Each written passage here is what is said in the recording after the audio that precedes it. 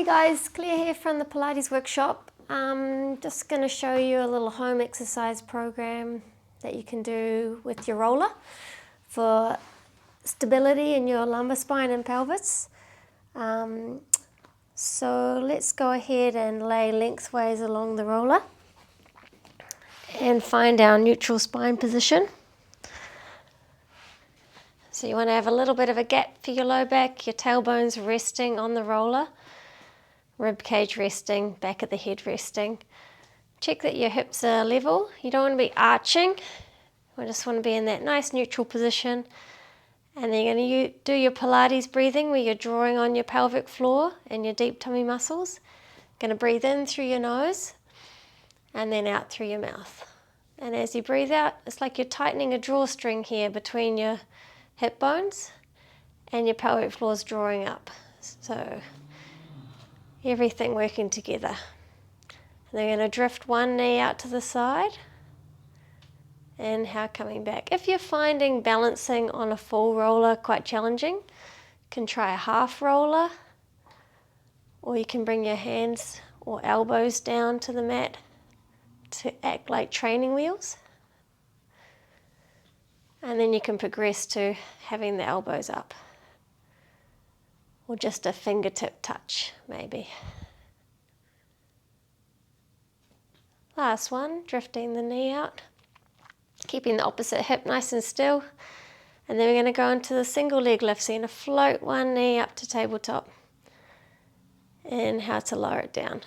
Exhale, draw the pelvic floor on, draw the belly button in. Then float the left leg up. Inhale, lower down. Exhale to lift. Inhale to lower. Find that stillness through the hips, through the tummy, staying connected through both phases of the movement. Exhale to lift. Inhale to lower. One side often will be more challenging than the other. Try taking the feet a little wider if you need a bit more help with your stability. Give yourself a slightly wider base of support. And then lower. Good, and then you can bring the hands behind the head, so you interlace your fingers, thumbs come down into the base of onto the neck, and the hands are cupping the base of the skull. Going to breathe out to curl up. Inhale, hold. Exhale, down. Breathing out to come up. Inhale, hold. And exhale, down. So just do 4 more of these.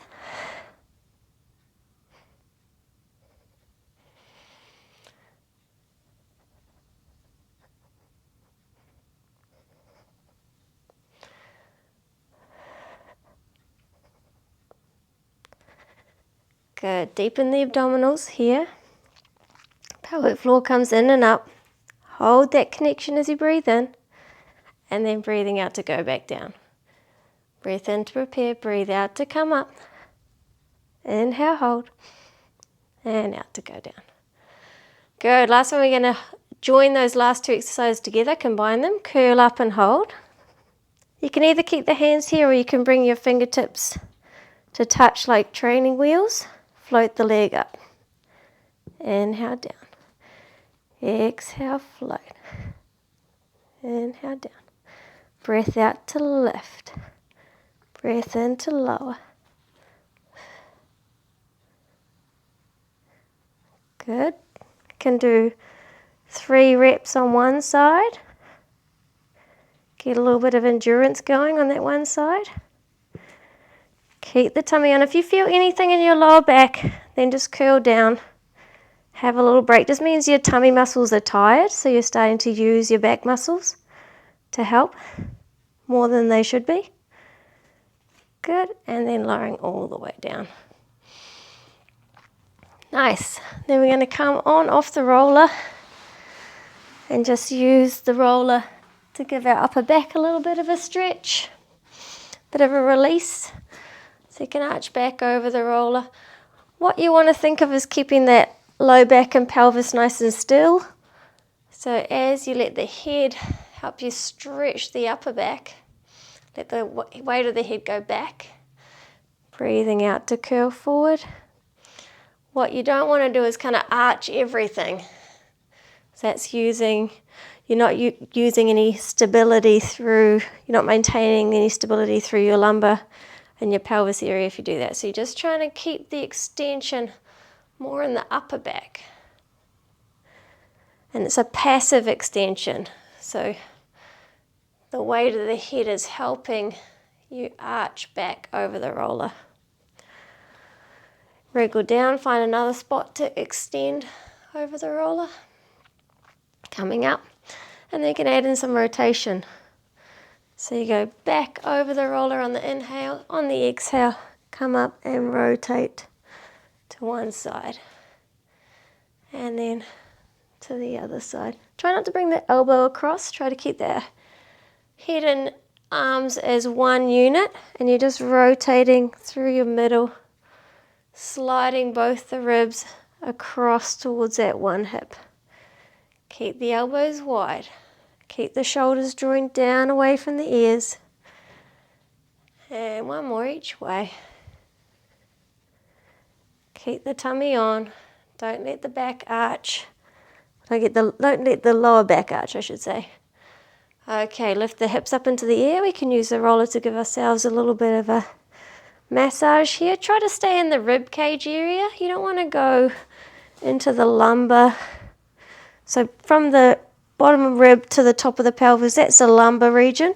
You don't want to roll the roller this way on that region because it's already in extension. So it's already in the shape that's arching. So it could force it into what we call a hyperextension. Good. And take the roller out. Just going to lay on back onto the mat. Just going to bring the roller under the pelvis there. Hold on to either side. Float the legs up to tabletop and we're going to roll from side to side. Breathe in to go over. Breathe out to come back. Keeping the hips and legs as one unit. Just twisting gently to the side. This is the spine twist supine exercise. You're using your obliques, your abdominals, to de-rotate as you breathe out and bring the legs back to the center. Inhale, rotate through the low back. Exhale, de-rotate. One more each way. Think pelvic floor, navel to spine as you come back to the middle. Last one. Nice little massage for those muscles around the hips here too that get quite tight. Hug one knee into your chest and just let that thigh bone stretch out over the roller. Try to send the heel down and away. Reach that leg long and then soften the knee. If you've got someone that can press gently down on your thigh, that can add to that stretch, that would be nice. Good, and then switching sides. Bring the other knee forward. Hug this knee in towards you. That's going to stop your back from arching. And then you just let the stretch in the front of the hip flexor there. Let that thigh bone, or let the quadriceps lengthen out. Good, and then just for a little bit more strengthening of the abdominals, you can do a single leg stretch here. Inhale, bring it back. Exhale, stretch away. If the pressure here on the back of your sacrum is not feeling good, then just come off the roller. You can do this one on the floor. Exhale to reach out. Now coming back, monitor your connection here, that you're keeping your tummy working. And last one. Good, and just roll the roller away. Now, what we can do just to finish is just a nice little pelvic curl. I like to pop the roller in between the knees just to keep the spacing of the legs, keep the lower extremity alignment, and gives you something to just gently press into to keep those inside thighs working. Exhale, we go up. Inhale, hold. exhale, rolling it down. And what you can think of is articulating through the spine, starting at the lowest point. So you tilt the pelvis back, using those lower abdominals to draw the pubic bone towards the belly button, and then you keep scooping in. Pelvic floor draws in and up, squeezing into the back of the legs there. Inhale, hold, and then exhale, rolling it down, one vertebra at a time. Inhale, reach the tailbone away. Exhale, keep stretching your fingers towards your toes as you scoop the tummy and roll up. Keep the back of the neck long as you lift up onto the back of the shoulders there. You want to be a straight line from your shoulders to your knees. Breath in, hold, keep those abs on. And then exhale, you're going to soften down through your sternum, through your breastbone, then through the lower part of your rib cage. Then each of the lumbar vertebrae come down one at a time. If you've got a bit of a lumbar disc history and this curling action is actually aggravating your low back, you can just do a lift in a neutral spine position, call it a pelvic lift rather than a pelvic curl. So you would maintain a neutral spine and you would just lift up, squeezing into the back of the hips there. And then as you come down, you let your sit bones spread apart. Exhale, they draw together as you go up. And then inhale, hinging at the hip as you come down.